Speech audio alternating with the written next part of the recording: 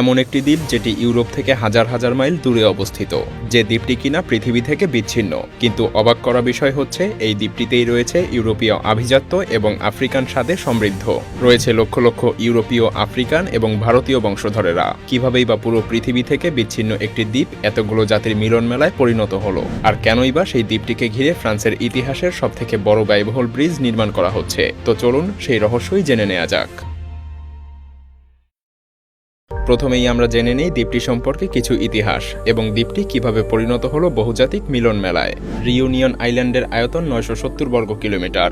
আপনি যদি গুগল ম্যাপে এটা খুঁজে পেতে চান তাহলে আপনাকে মাদাগাস্কার সমুদ্র তট থেকে 430 মাইল দূরে যেতে হবে। ইতিহাসের এক দীর্ঘ সময় ধরে রিউনিয়ন আইল্যান্ডের মানুষেরা মুক্তভাবে জীবনযাপন করত, কিন্তু দশম শতকের দিকে যখন আরবীয় বণিকেরা দ্বীপটিতে আসতে শুরু করে তখন ধীরে ধীরে সবকিছু পরিবর্তিত হতে শুরু করে। আর এর পরবর্তী সময়ে আরবীয়, ভারতীয়, চাইনিজ এবং আফ্রিকান নাবিকদের আগমন ঘটতে থাকে এই দ্বীপটিতে, যা দ্বীপটির মানুষদের মধ্যে মিশ্র সংস্কৃতির গোড়াপত্তন করে। অথচ দ্বীপটিতে ছিল এমন এক জাতি যাদের ছিল নিজস্ব ভাষা এবং সংস্কৃতি, কিন্তু সময়ের সাথে সাথে প্রাচীন জাতিটি বিভিন্ন ভাষা এবং জাতির সঙ্গে মিশ্রিত হতে শুরু করে। আর 1642 সালে ফ্রান্স দ্বীপটিকে পুরোপুরিভাবে দখলে নিয়ে নেয়। প্রাগৈতিহাসিক যুগে আগ্নেয়গিরির মাধ্যমে দ্বীপটির সৃষ্টি হয়েছিল, আর এর ফলেই দ্বীপটিতে দেখা মেলে পাথুরে খাড়া পর্বত শ্রেণীর। আর পর্বতগুলির উচ্চতা 6500 থেকে 1000 ফুট পর্যন্ত।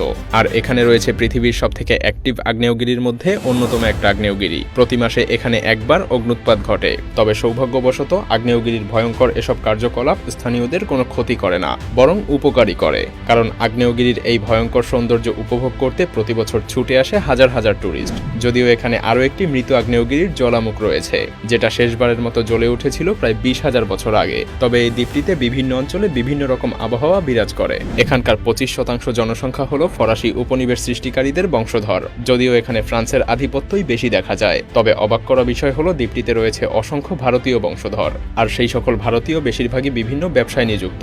আর এখানকার আফ্রিকান উপজাতির জীবনযাপনও বেশ উন্নত।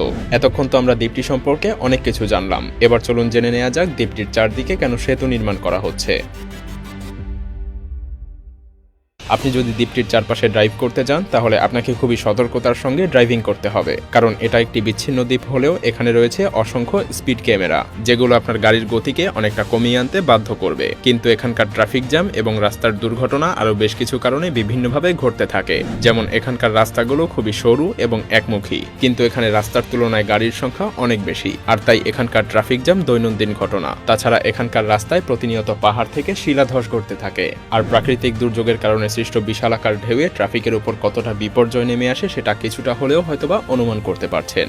আর এই সকল বিপর্যয়গুলোর কারণেই প্রতি সপ্তাহে দ্বীপটির হাইওয়েগুলোকে 1 থেকে 2 বার বন্ধ রাখতে হয়। হয়তো ভাবছেন এই সকল বিপর্যয় থেকে দ্বীপটির চারপাশের সেতু কিভাবে সমাধান আনতে পারবে, কারণ সমুদ্রের মধ্যে সেতু স্থাপন করলে সেখানে আরও বেশি প্রাকৃতিক দুর্যোগ আঘাত হানবে। আসলে সব ধরনের দুর্যোগের কথা মাথায় রেখে 2010 সালে ফরাসি কর্তৃপক্ষ দ্বীপটির চারদিকের পরিবর্তে কিছু অংশ ঘিরে সেতুটি নির্মাণ করার পরিকল্পনা করে।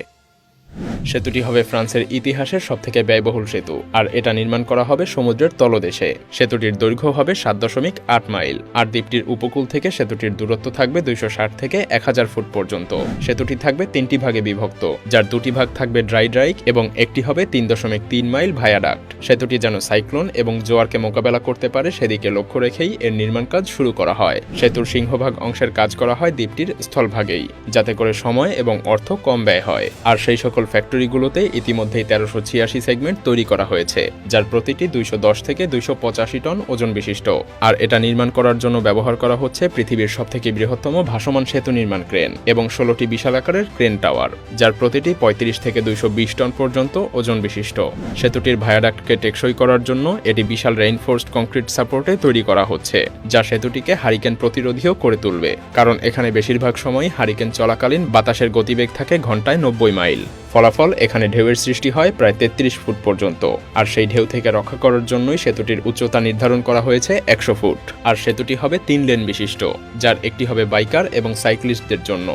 আর এত বিশাল পরিকল্পনা মাথায় রেখে সেতুটি নির্মাণ করতে ব্যয় করা হবে $2 বিলিয়ন।